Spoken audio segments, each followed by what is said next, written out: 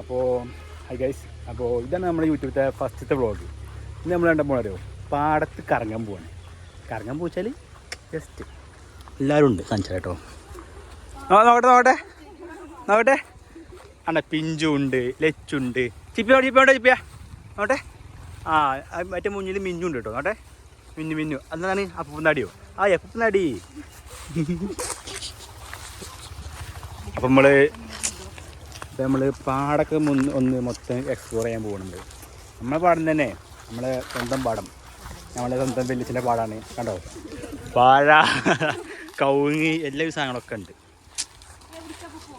നമ്മൾ പോണത് ഇപ്പം ഇന്ന് ഇത് കറങ്ങാൻ പോകണേ. ഈ പോട്ടത് ഇതോടി ഇനി എവിടേക്ക് അങ്ങോട്ട് അത് റോട്ടിക്ക് പോണത്.